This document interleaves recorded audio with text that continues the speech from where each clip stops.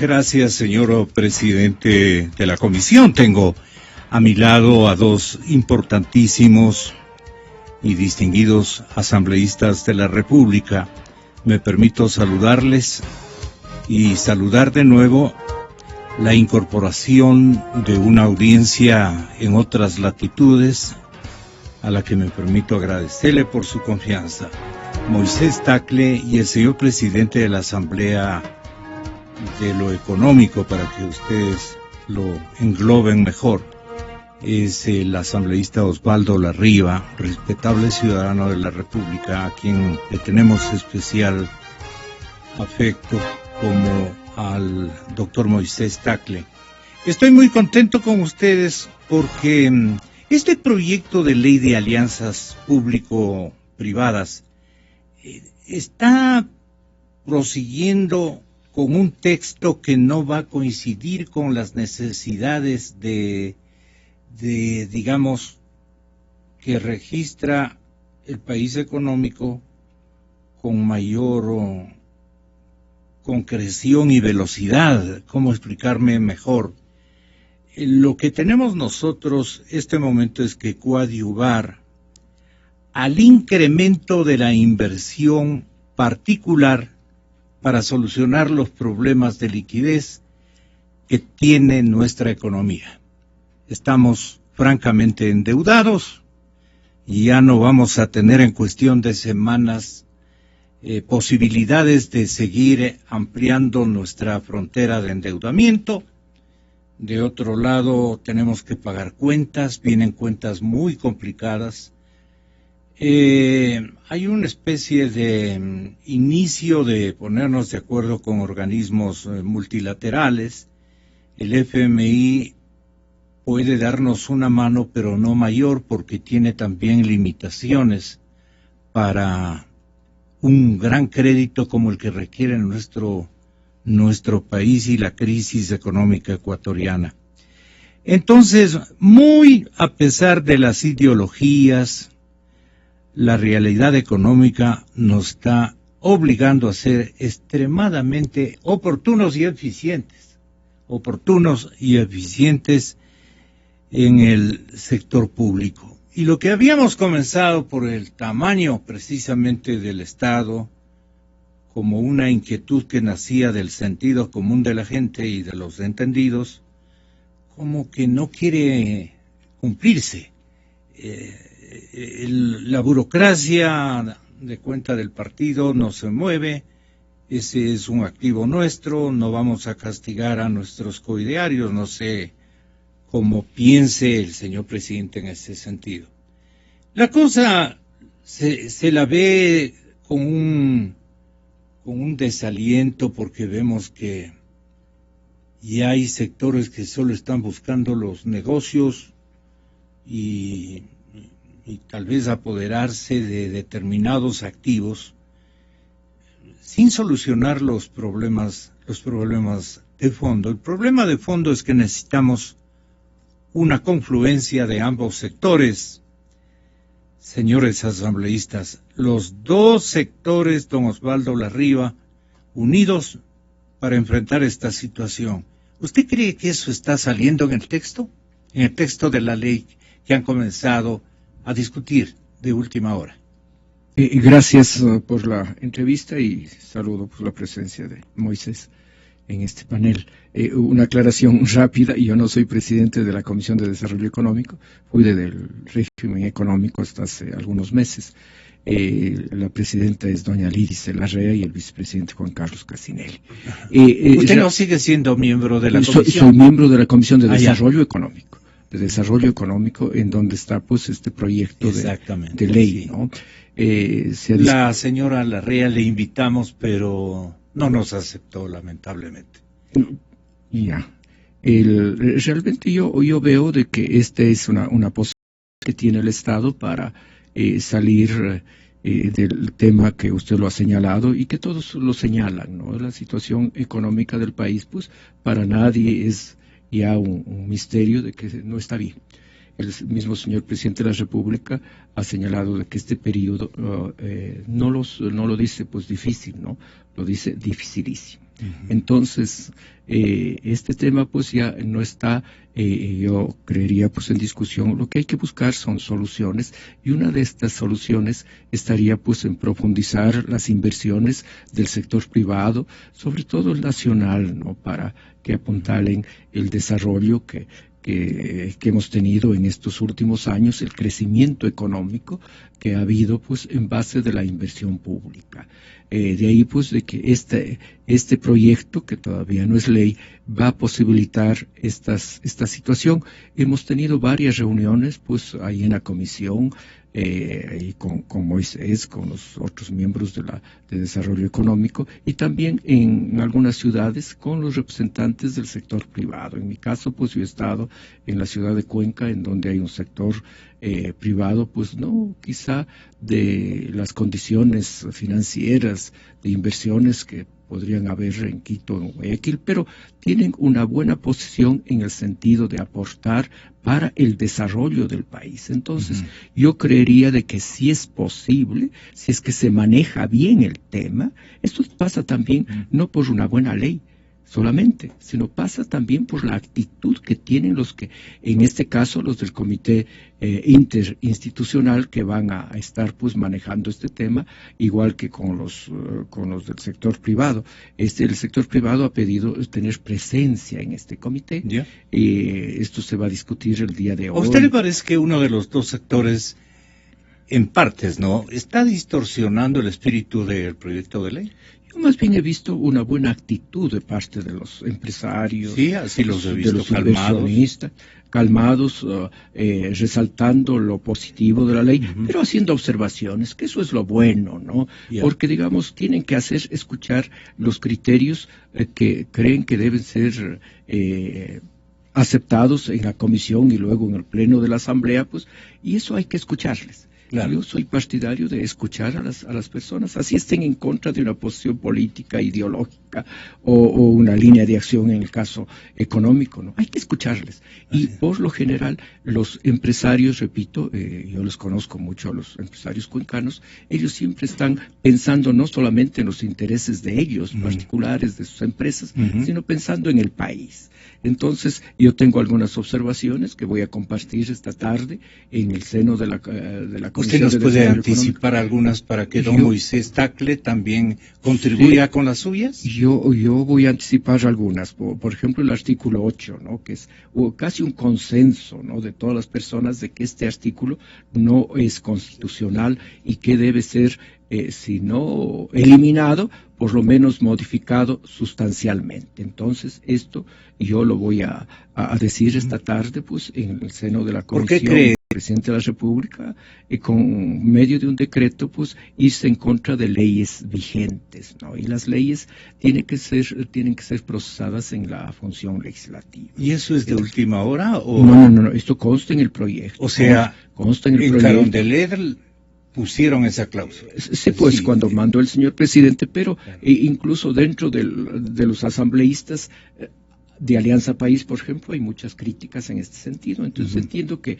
se va a aceptar, espero que se acepte esta tarde, pues, en el seno de la comisión, y la comisión envíe, pues, ya para el, si no revisan, no aceptan este importantísimo preocupación que a usted le asiste, quiere decir que nuevamente las cosas chocarían y... Yo creo que se va a aceptar, repito, si no eliminar el artículo, por lo menos modificar para que no se dé la impresión y no se tenga... ¿Y por qué pondría eso el doctor Mera? El doctor Mera, pues, no solamente él trabaja en el tema de la cuestión de esta ley, sino tiene también sus ayudantes, sus asesores. Entonces, tal vez alguna cosa no está muy claro en el artículo, y eso se va a tratar en esta tarde, ¿no? Otro tema que asimismo preocupa a los sectores empresariales es la composición del comité interinstitucional. Si no es factible, como ellos están proponiendo, de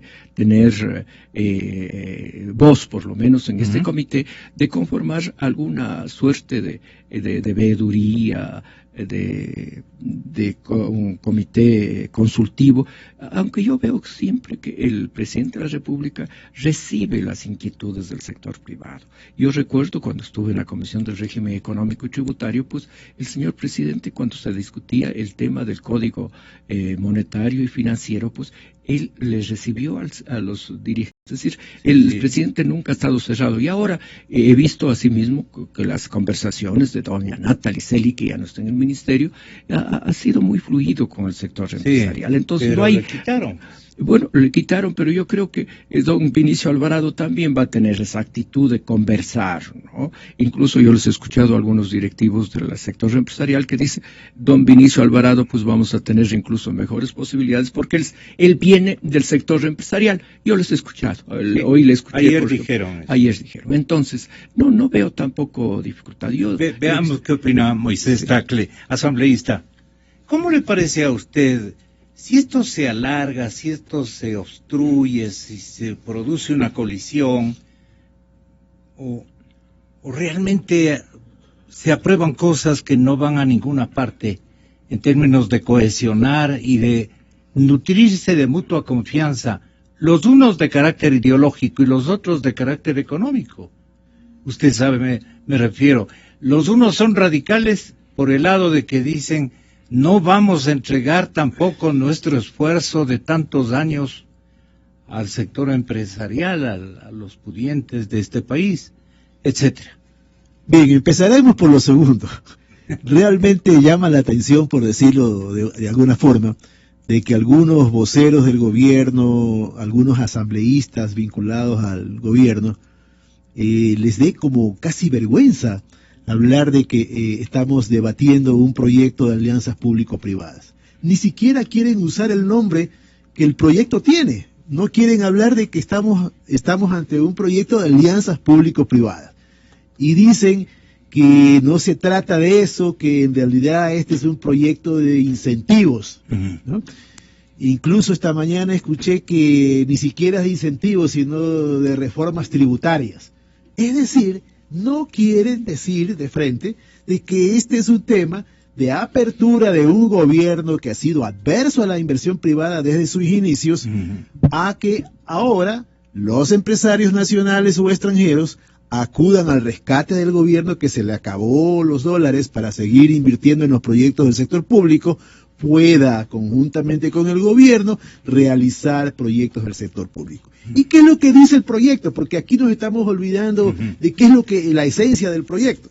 El proyecto lo que dice es que puede haber una alianza entre el gobierno nacional y un grupo de empresarios a efectos de construir un proyecto público. ¿Y qué significa construir? Utilizan la frase gestión delegada. ¿Y qué es lo que significa esto? Significa de que el inversionista privado tendrá que poner el dinero que demande la construcción de la obra, pero además tendrá que administrar la gestión de la obra. ¿Y qué significa administrar? Por ejemplo, en el caso de una carretera, para dar un ejemplo, lo que significa es que durante un número X de años va a manejar la administración de esa carretera cobrando un peaje, ¿no? Un peaje que permita recuperar su inversión y obviamente una utilidad que se considere razonable. Entonces, eso no es lo que hemos llamado concesiones de carreteras en el Ecuador. ¿Por qué ahora nos da vergüenza de decir que es una concesión? No es la venta de la bandera nacional ni la venta de la soberanía del Ecuador. Es lo que ha ocurrido siempre. Lo que pasa es que en este gobierno nunca se quiso la inversión privada porque pensaron de que los petrodólares iban a ser eternos, ¿no? De que siempre iban a tener esa enorme cantidad de dinero disponible y que podían seguir haciendo obras en el sector público sin ningún problema. Cuando eso ya no es posible, se van por esta apertura, que a mi juicio va en la línea correcta, pero que es todavía muy débil, porque está limitada específicamente a proyectos del sector público. ¿Y qué pasa con los demás sectores de la economía? Si lo que el Ecuador requiere en este momento es inversión privada, en cualquier actividad, inversión que genere liquidez en la economía, que es urgente, inversión que genere empleo, que es urgente porque se está perdiendo el empleo, inversión que en definitiva genere riqueza en el Ecuador y que sostenga la dolarización. Eso es lo que queremos, y entonces, si eso es lo que queremos, hagamos una apertura a todo, ¿no? Vea usted, a pesar de las limitaciones del proyecto. No es la lotería soñada por algunos no, de empresarios, ninguna manera. Algunos inversionistas, se cayó la liquidez del gobierno, aprovechémonos y frotarse las manos. Eso tampoco sería muy conveniente para el interés nacional. Son activos que hay que ver que no sean distorsionados, pues no. No sé qué le parezca a usted. Repito, vea, yo di el ejemplo de una carretera porque el inversionista no es que se va a llevar la carretera, ni va a vender la carretera, pues no, lo que va es a gestionar la administración de un peaje probablemente un peaje que incluso en el Ecuador es subsidiado, ¿eh? Déjeme decirle, en todas estas concesiones que existen en el Ecuador, de lo que yo conozco, los peajes son subsidiados. Es decir, el peaje recupera una parte de la inversión. Así es. O sea, que no hay la venta de ningún activo, como se ha dicho. No hay. Si mañana viene un inversionista privado y pone el dinero para construir el puerto de Pozorja, por ejemplo, ¿no? Exactamente. ¿No? Que es el ejemplo. Pozorja. Claro, construye el puerto, opera el puerto por un número de años, recupera su inversión y se va, pues. El activo es del Estado ecuatoriano. No se está vendiendo ningún activo. Pero admite que es un sector estratégico al que hay que tratarle con... No está definido como sector estratégico. Precisamente, esa es una de las observaciones. Sí, pues. No, esa es una de las observaciones que nosotros hemos hecho a este proyecto, que se incluya las áreas estratégicas, porque están expresamente excluidas de los incentivos que daría este proyecto a la inversión privada. Entonces, no es la construcción de un puerto, es más, en el enunciado de los proyectos que estarían abiertos a las alianzas público-privadas, el primer literal habla de puertos y aeropuertos, de esta manera que eso es totalmente permitido, no hay ninguna restricción ni en la ley y peor en la Constitución. El periódico El Comercio me parece que decía que la inversión en los sectores estratégicos queda blindada en esta ley. ¿Eso es bueno o es malo para el arreglo global y estructural que necesitamos insertar a la economía, especialmente por el tema de la liquidez para que pueda seguir funcionando el formato de la dolarización? Mi saludo cordial, bienvenido Sebastián Mantilla, columnista y catedrático universitario. Gonzalo, gracias, un gusto estar aquí, un cordial saludo a los señores asambleístas que comparten esta mesa.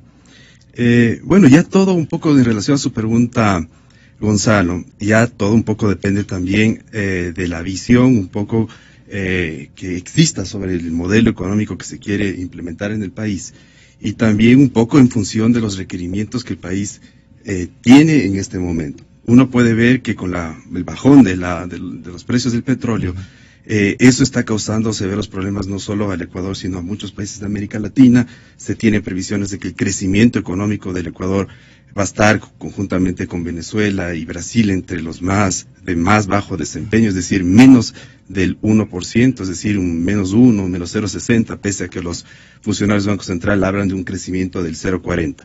Estadísticas justamente de la CEPAL, que yo he sacado hace pocos días, menciona justamente que América Latina va a crecer al menos 0,30%. Pero hay una diferenciación un poco distinta, ¿no? Porque la inflación va a comerse esos centavos. Exactamente. Entonces, ante esa situación o ante ese escenario económico, es muy importante que el gobierno ahora, dejando un poco de lado la visión ideológica de las cosas, asuma y tome decisiones de carácter pragmático. Uno de esos temas es el tema de la intervención del sector privado en la economía. Eso creo que es un tema que requiere amplio debate, amplia discusión. ¿Por qué? Porque creo que es importante, porque yo creo que es importante la participación del sector privado, pero tampoco es un asunto de decir, bueno, muy bien, ¿saben qué? Aquí están las refinerías, aquí están los pozos petroleros. Lo que no quiere es que aparezca esto o que se convierta en una subasta.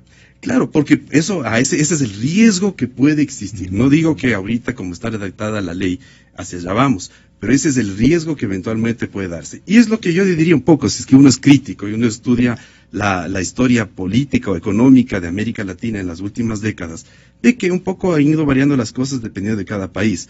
Pero cuando se han dado estos pasos un poco hacia la privatización, uno ve que generalmente, cuando no existen gobiernos realmente transparentes, a la final, cuando se va a este proceso de apertura, participación del sector privado, terminamos yendo a una especie de entrega a dedo de ciertas áreas estratégicas del país. ¿Esto ya ha ocurrido en el país? Esto casi ocurre exactamente hace unos 10, 15, 20 años cuando teníamos... lo de los 70. Exactamente, y le digo que es como que se repite el ciclo, sí, González, como que se repite el ciclo. En los 70 tuvimos un ciclo de crecimiento, fuerte exportación de petróleo, el Estado comenzó a crecer, se hicieron una serie de vuelos de infraestructuras, bajó el precio del petróleo, estuvimos en problemas económicos, comenzamos a sobreendeudarnos, vino una época de crisis, subieron los intereses y una situación bien crítica. ¿A usted le demandaban los bancos si es que no se hacía de créditos?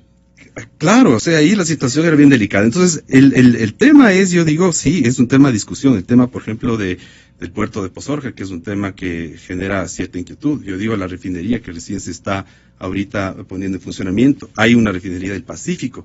¿Cómo va a operar esta refinería del Pacífico?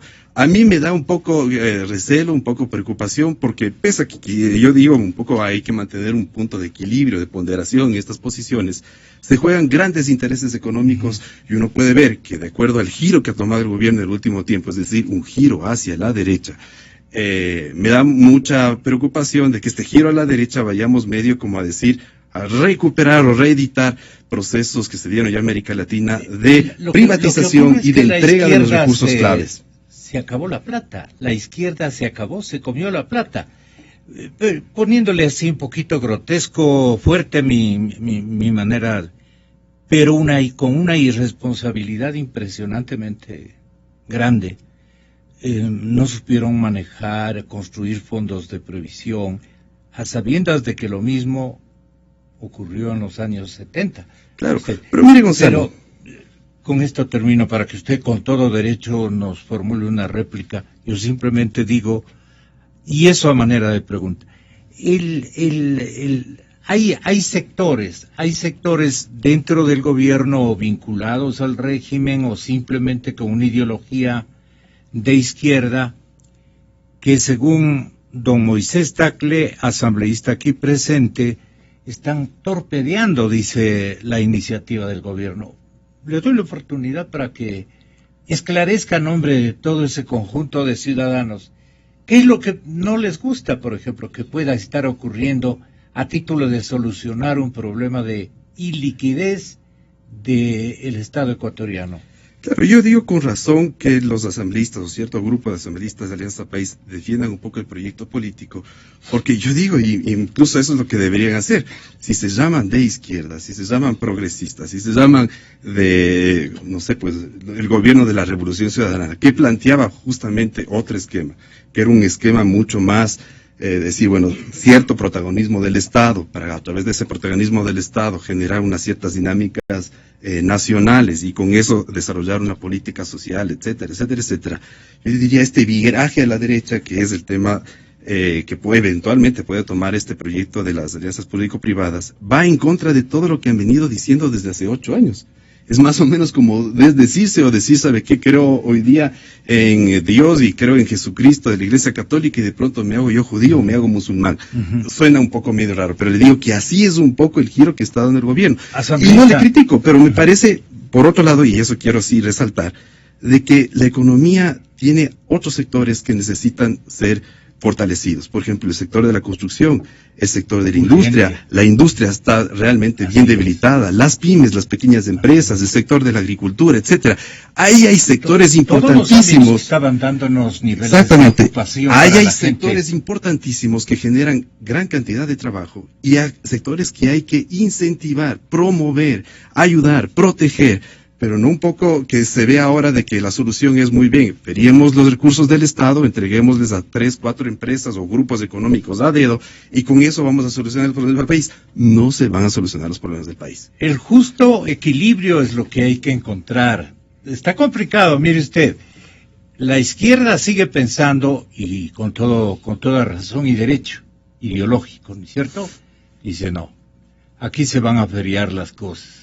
Hay que tener mucho cuidado. Esto tampoco es para que se repartan los no afectados o los que lograron tener dinero, incluso a costa del propio Estado, porque el señor presidente no se ha cansado en decirles, conmigo ustedes han funcionado muy bien y sin poner un centavo. simplemente se han ganado los concursos y etcétera, etcétera. Ahora ellos quieren reciprocar, pero le dicen un ratito, me tiene que garantizarme de esta manera. Si el señor presidente y su gobierno anuncian que van a vender activos del Estado para que haya un nutrido ingreso de dinero, no solamente a la caja fiscal, sino a nivelar los problemas que pueden suscitarse en balanza de pagos, en balanza comercial, corre riesgo la dolarización, etcétera, etcétera, para no seguir endeudando, además porque ya no va a haber quien nos preste. Allí, ¿cómo discuten al interior de la bancada de gobierno, si es tan amable? Bueno, realmente en Osvaldo Larriba. En este proyecto no se contempla pues la venta de activos públicos. Sin embargo, pues hay la posibilidad de que las nuevas obras que lo venía haciendo el gobierno pues en los últimos años, en el tema pues sobre todo de las hidroeléctricas, la vialidad, ¿no? Ahora no hay recursos suficientes como para seguir en este proceso de crecimiento económico y de inversiones. Entonces, en esa línea va pues la posibilidad de que sea el sector privado el que ponga el dinero, pero con el control del Estado, ¿no? Realmente no es que se va a vender, digamos, la refinería o se va a vender tal vía, no, de ninguna manera eso no contempla el proyecto que está en manos de la Asamblea, sino nuevas obras. Por decir algo, ya lo señaló pues Moisés, el tema del puerto, ¿no?, de Pozorja, un tema, digamos, de la autopista Quito-Guayaquil, por señalar un ejemplo, ¿no? Entonces, un grupo de inversionistas dice, nosotros hacemos esta autopista y nos dan pues en concesión 10, 20, 30 años, qué sé yo. Para eso están los del Comité Interinstitucional, para negociar, si se quiere, si es posible utilizar ese término, para respaldar y garantizar los recursos del Estado y los intereses del país. Es decir, no es que se va a pero también surgen, ¿no?, los intereses de los Argentina, dos partidos, digamos, que en la época de Menem dicen están enamorados, ¿no?, obsesionados por Pozorja, ¿no? ¿Quién está ilusionado, apasionado, interesado? Dice Madera de Guerreros, socialcristianos y la gente popular de Alianza País están interesados en aparentemente en ese negocio. Usted dice que no hay tal. No, en ese negocio, y realmente en eso yo coincido con el doctor Mantilla en el sentido de que hay que cuidar mucho el tema de la corrupción. Es decir, que esto no se aproveche uno u otro personaje, por más vinculado o que esté con Alianza País, no se aprovechen para negociar y obtener utilidades pues en contra de los intereses del país. En eso hay que ser muy cuidadoso. ¿Por qué no quedó la señora y le pone a Vinicio Alvarado el señor presidente? Bueno, yo no sé los interiores del manejo administrativo. El señor presidente tiene toda la autoridad para hacer los cambios en su gabinete, ¿no? Y entiendo pues que y el mismo presidente lo dijo, pues no coincidimos en alguna visión en estos temas con doña ¿Usted Natalia. no sabe cuál es la visión en la que no coinciden? No, yo no conozco, ni pregunto, ni pregunto porque seguro no me responderán. Y yo no. Fiscalizador tiene sí, que saber. Pero, digamos, si es que hay algún tema de fiscalización, lo haríamos en la Asamblea Nacional. No es que hemos dejado. Pero usted estará interesado en conocer qué realmente pasó allí, pues no, para saber cómo actuar.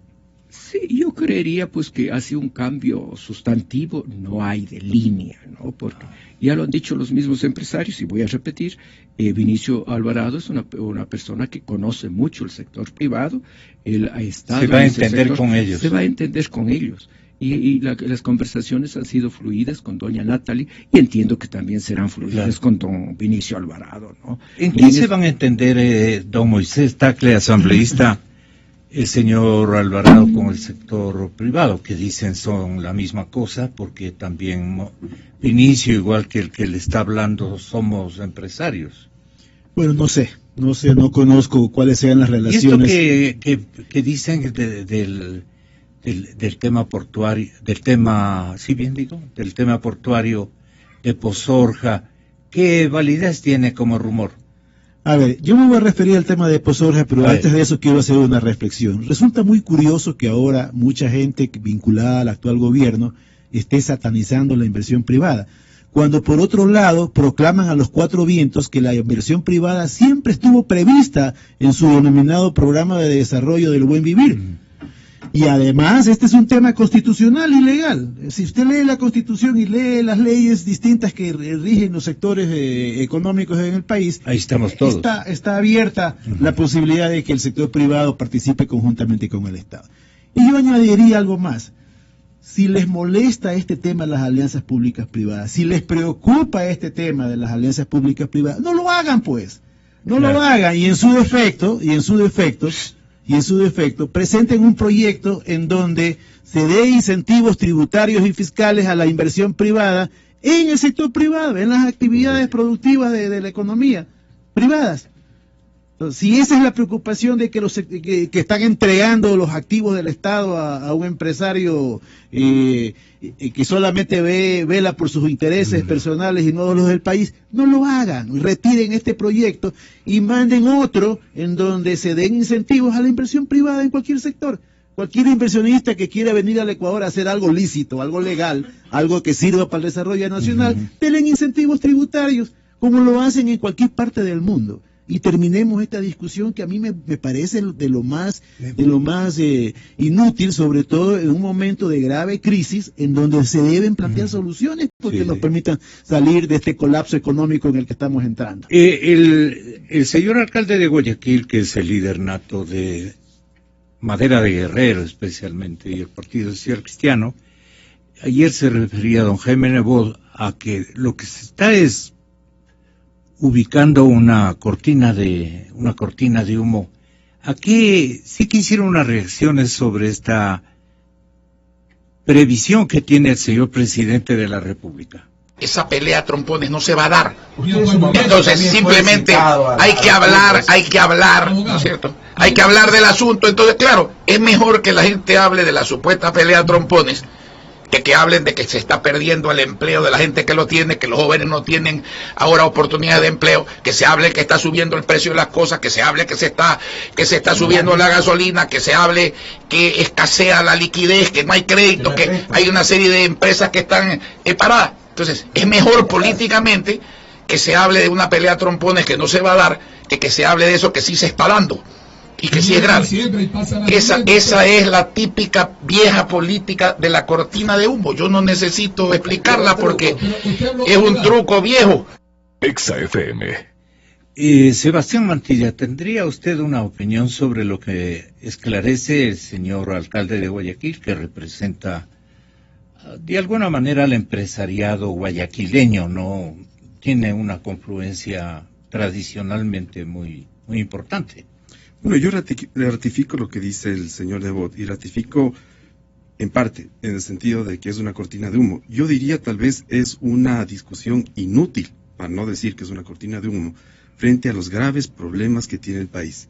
Ahorita sobre los temas que se debería debatir, y se debería debatir seriamente, no solamente a nivel nacional, sino también incluso en el Congreso, es, soluciones y alternativas para salir de una situación crítica que se viene. Estamos comenzando la situación de crisis, ya vemos dos indicadores del crecimiento económico recesivo, negativo, ya en los dos primeros trimestres de este año.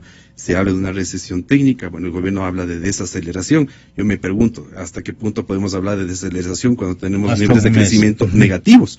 Ya cuando tenemos niveles de crecimiento negativos, ya no hablamos un poco de desaceleración, sino estamos hablando de estancamiento, de una recesión aguda o grave. Creo que en ese sentido se tiene que plantear más bien e ir a los temas de fondo. Y en el caso, por ejemplo, del debate en la asamblea, y el mismo asambleísta Páez yo creo debería dejar de ser, digamos, como como el abanderado de un proyecto de ley del gobierno, porque parecería que creo viene a ser como una división de Alianza País, que está por el tema de un proyecto de alianzas público-privadas, cuando la idea es un poco ver cómo en la Asamblea, cómo los distintos actores políticos, los representantes de los distintos partidos políticos plantean soluciones concretas. Aquí el señor asambleísta ha planteado, por ejemplo, incentivos fiscales, cómo promovemos el tema del mantenimiento del empleo en el país, cómo protegemos a las industrias, a las pequeñas industrias. Esos son los temas fundamentales ahorita en este momento y sobre ellos habría que debatir. Muy bien. Les quería hacer oír una especie de denuncia bien intencionada que trajo acá Mauricio Dávalos con respecto a Posorja. Pero existe un proyecto que creo que debe ser el que tiene en mente el gobierno, y para eso hace todo toda esta bulla, que es el puerto de aguas profundas de Posorja. A mí me da la impresión, macroproyecto, entonces. A mí me da la impresión de que todo este barullo se arma para eso, está dirigido para eso. El tiempo me dará o no me dará la razón. Así es. Pero efectivamente, lo que ustedes han razonado aquí, no hay nada que el Ecuador pueda presentar. Uno, como un proyecto atractivo. Y en segundo lugar, que es lo más importante, un proyecto para algún inversionista extranjero, porque coincido que para inversionistas locales prácticamente no es la dimensión de la que hablamos.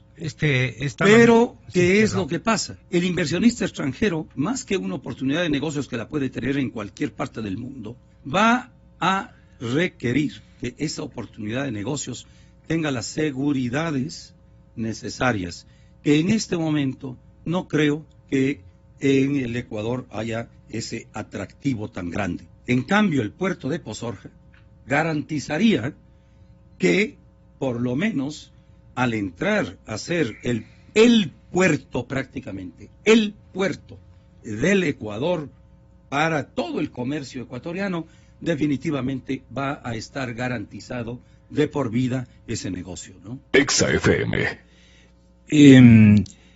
Con respecto a la crisis económica, dijo que si el gobierno va a seguir endeudándose para construir más proyectos públicos, debe hacerlo solamente en aquellos que garanticen el retorno de la inversión, porque si no, señor asambleísta, no tendrían el dinero en el futuro para poder devolverle al inversionista privado su inversión. Esta es la parte que a mí me llamó profundamente la atención. Esto pertenece a lo manifestado precisamente por el asambleísta Moisés Tagle, aquí presente. Y en realidad lo que estaba haciendo es repetir lo que han hecho, las observaciones que han hecho algunos analistas económicos sobre este tema de las alianzas público-privadas. Mire, pedirle a un inversionista privado que ponga el dinero para construir un proyecto público es una forma de endeudarse, ¿no? No queremos usar a veces la palabra endeudamiento, pero es una forma de endeudarse. ¿Por qué?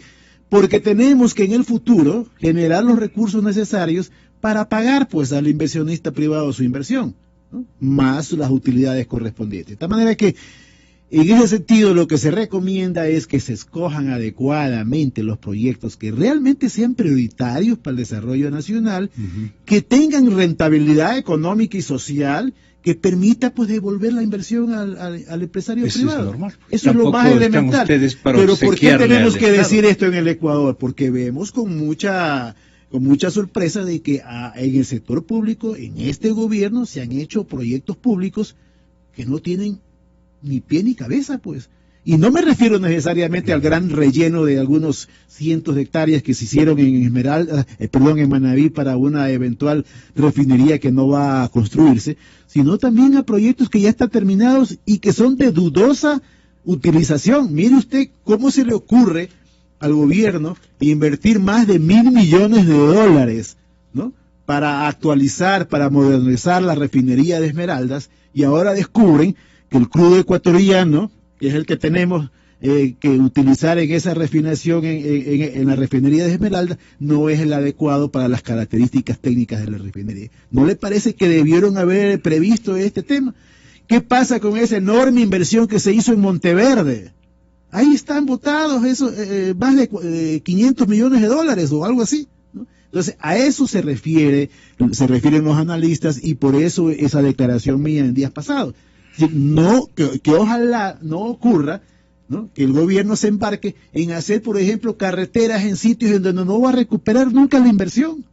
Yo no es que me oponga a que se construya una carretera en algún sitio del Ecuador, pero lo que yo digo es que si va a haber una alianza con un empresario privado, evidentemente esa carretera tiene que permitir la recuperación de la inversión. Y son muy pocas en el Ecuador que podrían hacerlo.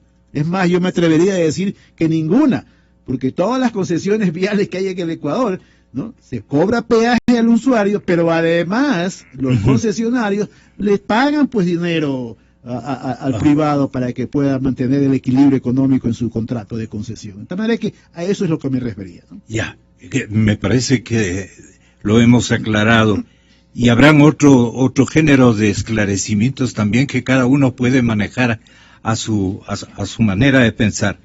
Hay un asunto final que me parece importantísimo.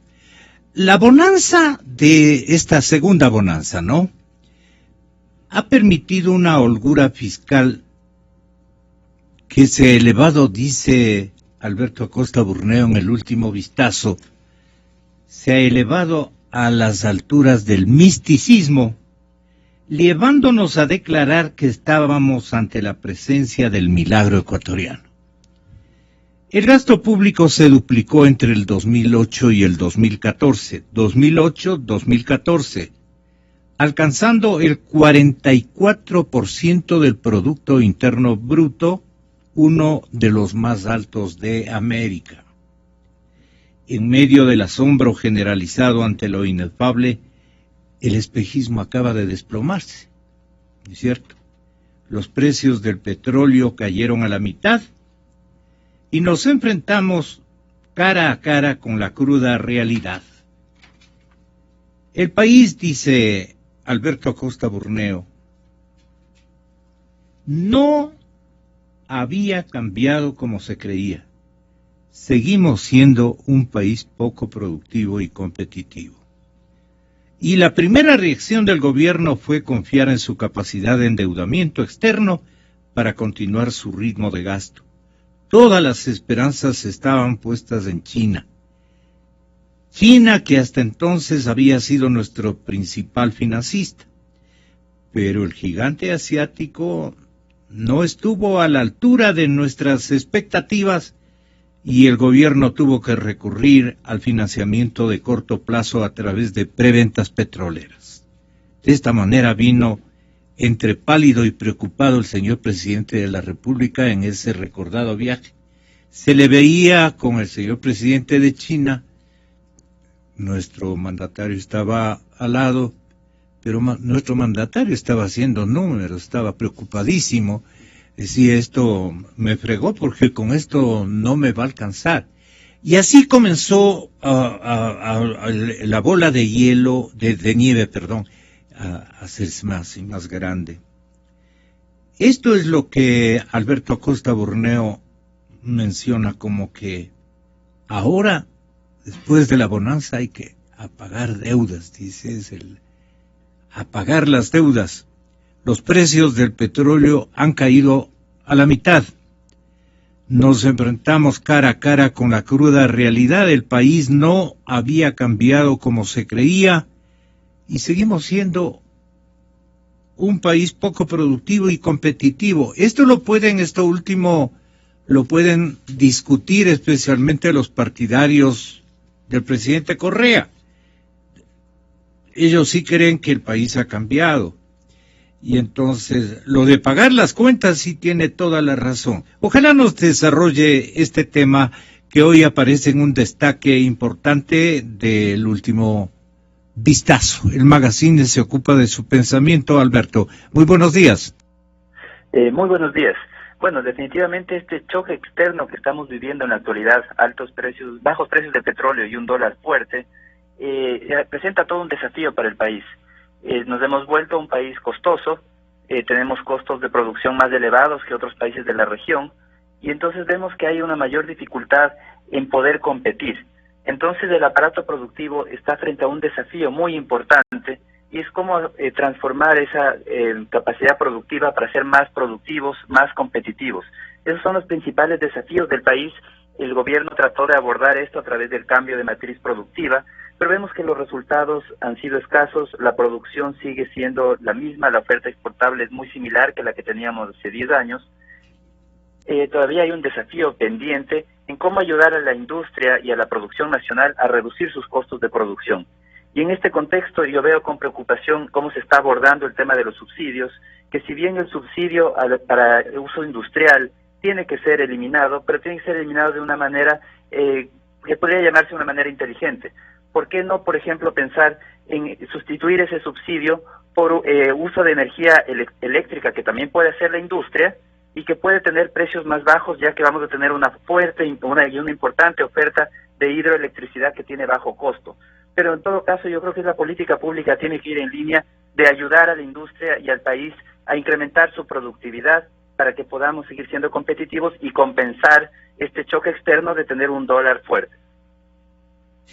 ¿Qué le faltó al gobierno del presidente Correa? Tal vez ser, como usted dice, más objetivo en los gastos, porque se ilusionó mucho y gastó en demasía.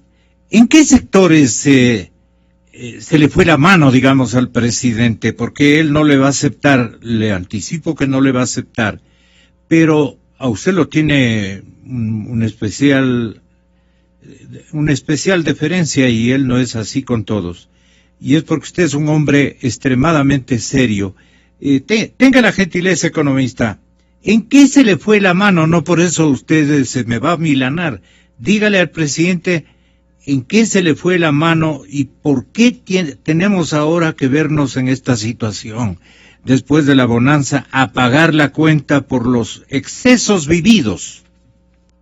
Bueno, si vamos por el lado, y el argumento presidencial va a ir por el lado de las necesidades. Las necesidades son prácticamente infinitas.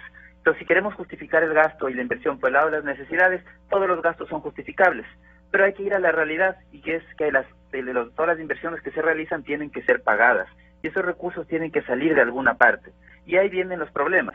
Hemos utilizado toda esa riqueza que vino del petróleo. Además de esa riqueza no fue suficiente. En 2013 y 2014 tuvimos que endeudarnos para seguir avanzando con ese ritmo de inversión tan acelerado. Puede ser que por detrás muy bien intencionado, pero definitivamente, y no hay duda que era insostenible. ¿Por qué no quiere revisar el gasto corriente y el gasto público el presidente? Bueno, yo creo que eso tiene que revisar, y de hecho lo está haciendo ahora porque no tiene ninguna otra opción.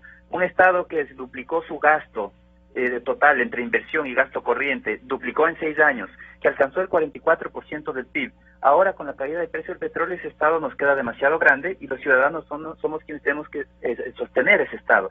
Entonces, la única opción en este momento es el ajuste, y desgraciadamente el ajuste es costoso. Lo ideal hubiese sido no expandir tanto el Estado, ser un poco más prudentes en esa expansión del Estado, para que ahora poder tomar de ciertas reservas y poder no tener que contraer el gasto público, que es algo que afecta a la población, que afecta al bienestar, y no tener que contraerlo justamente en el momento más difícil, cuando tenemos este choque externo. Este momento debería ser el momento de aplicar una política contracíclica, es decir, que el Estado intervenga más activamente gastando más, pero desgraciadamente ya no es posible. Entonces el Estado va a tener que seguir el mismo sentido del ciclo económico, contrayendo aún más la economía, reduciendo el gasto, no porque le guste, sino porque no tiene otra opción. Las opciones de endeudamiento ya se han reducido, y no queda otra opción más que ir ajustando ese Estado a un Estado que sea racional en cuanto al tamaño y que sea sostenible en cuanto a los ingresos del país. Hay que recordar que el tamaño del Estado depende del grado de desarrollo de un país, y el Estado puede ir aumentando su tamaño en la economía conforme el país se va desarrollando. Pero tenemos que estar conscientes que no podemos tener uno de los estados más grandes de América Latina por su nivel de gasto. Gracias, economista, por su contribución. Buen día.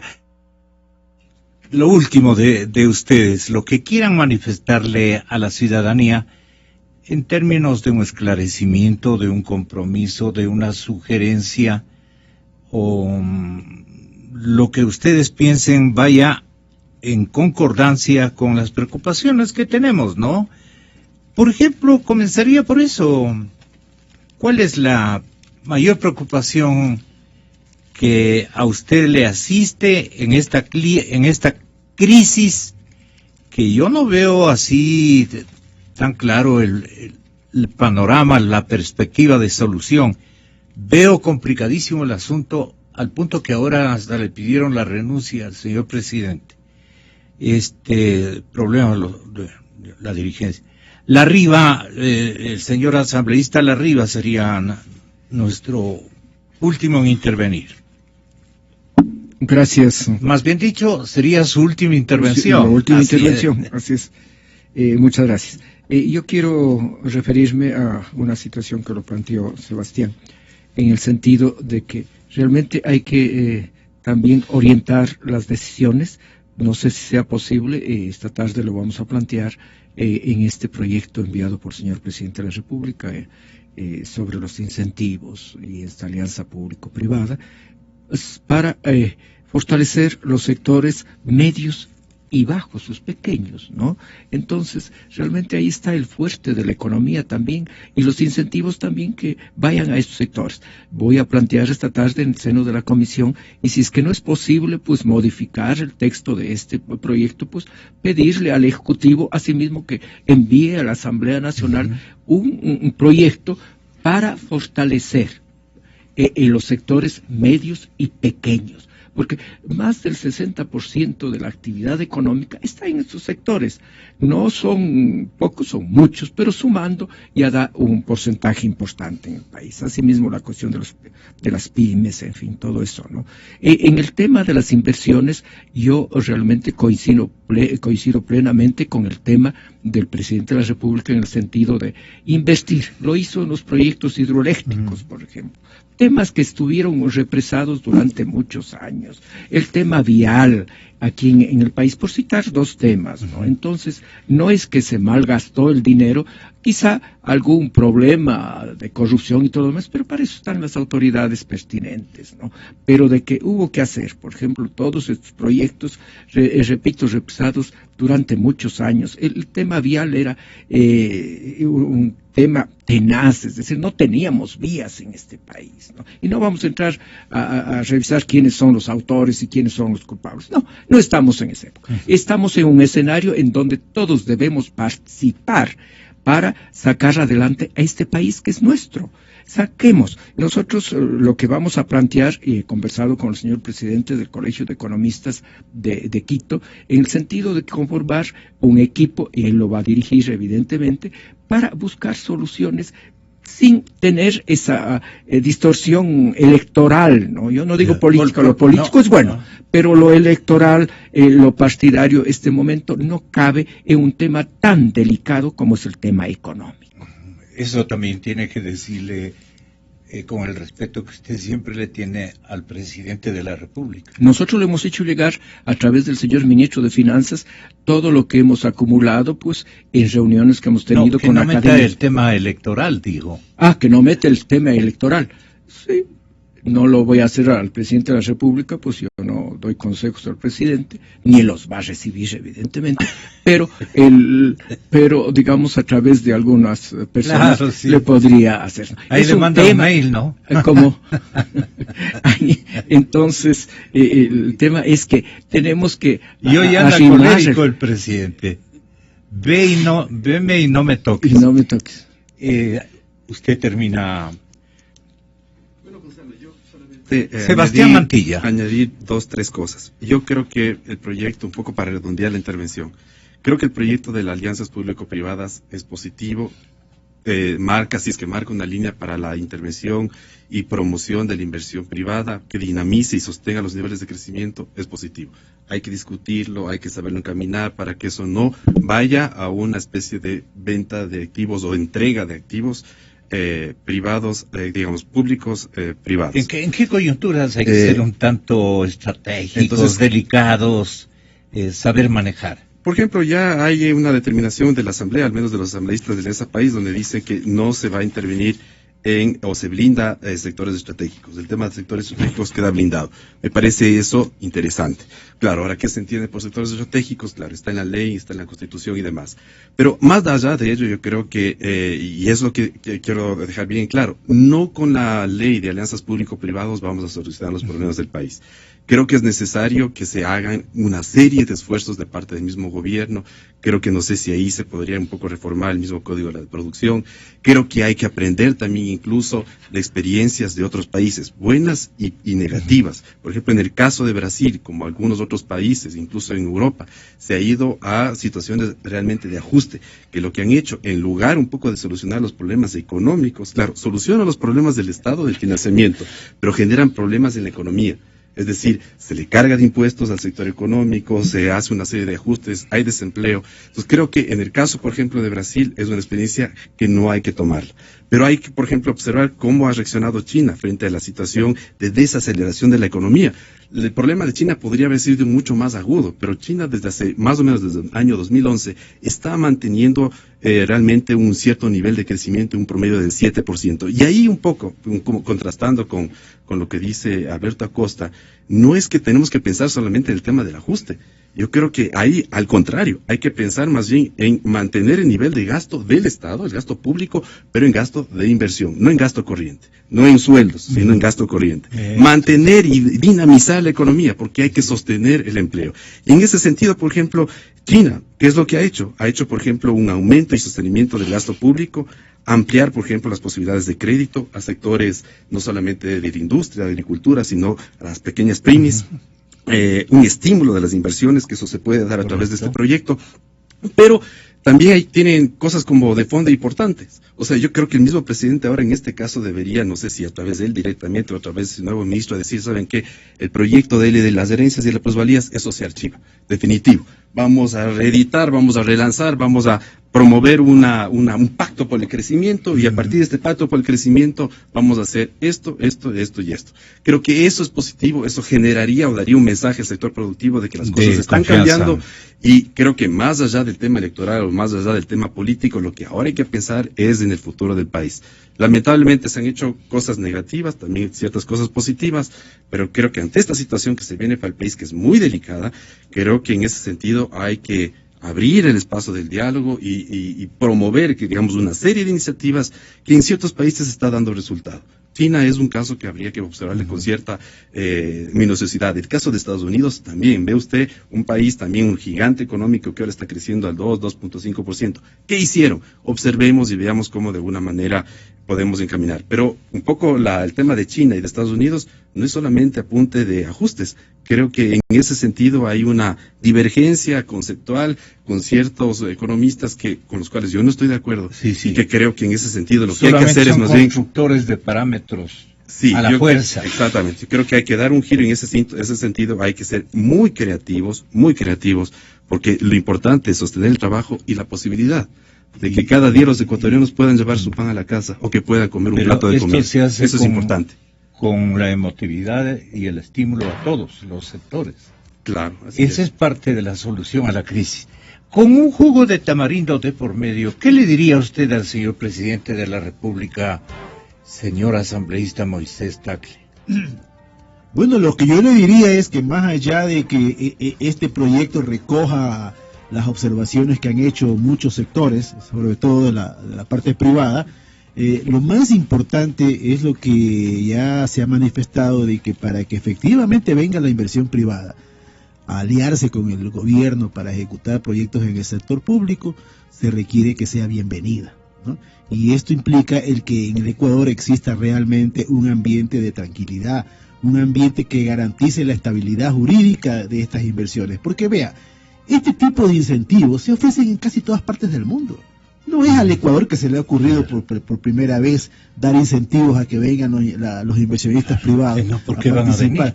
No, lo ofrecen todos los países del mundo, incluso a veces mejores incentivos que los que están planteando en este proyecto. Nadie viene por pana, pues no va a poner su dinero. Y entonces, ¿dónde va el capital? Viene por rentabilidad. El capital que no tiene bandera, que no tiene ideología, ¿a dónde va? Bueno, va a los países en donde le dan incentivos tributarios, fiscales, pero además va a los países en donde es bienvenido, pues.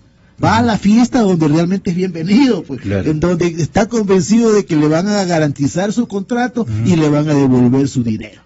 Así que ese es el mensaje que yo doy. Y en ese sentido, quien tiene el control absoluto de crear ese ambiente es el señor presidente de la República, nadie más, ¿no? Sí, pero obviamente respetando las cosas que están en la sala, pues no, bien recibido. Y no irse llevando los cuadros de pintura. Bueno, muchas gracias, distinguidos caballeros. Vayan a cumplir con la jornada cameral que les está guardando. Muchas gracias.